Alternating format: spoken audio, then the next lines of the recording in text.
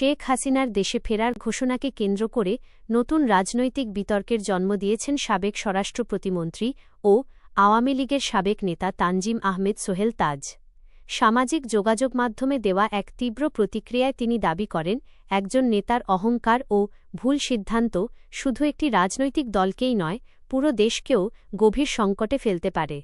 শনিবার নিজের ফেসবুক পোস্টে শেখ হাসিনার ফেরার সংক্রান্ত একটি সংবাদ শেয়ার করে সোহেল তাজ লেখেন, সাবেক প্রধানমন্ত্রী ও তার পরিবারের রাজনৈতিক কর্মকাণ্ড আওয়ামী লীগের বর্তমান দুরবস্থার অন্যতম কারণ।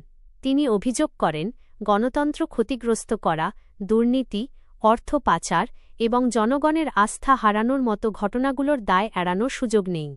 সোহেল তাজ আরও বলেন, বিদেশে অবস্থান করে দেশে ফেরার বার্তা দেওয়া বাস্তবে আওয়ামী লীগের তৃণমূল নেতাকর্মীদের জন্য নতুন ঝুঁকি তৈরি করতে পারে। তার ভাষায়, এটি রাজনৈতিক বাস্তবতা বিবেচনা না করে দেওয়া একটি দায়িত্বহীন বার্তা। আওয়ামী লীগের ভবিষ্যৎ নিয়েও প্রশ্ন তোলেন তিনি। তার মতে, অতীতের ভুল নিয়ে আত্মসমালোচনা ও আত্ম-উপলব্ধি ছাড়া দলটির জন্য রাজনৈতিক মাঠে শক্ত অবস্থানে ফিরে আসা অত্যন্ত কঠিন হবে। সোহেল তাজের এই বক্তব্য ইতোমধ্যেই রাজনৈতিক অঙ্গনে ব্যাপক আলোচনা-সমালোচনার জন্ম দিয়েছে।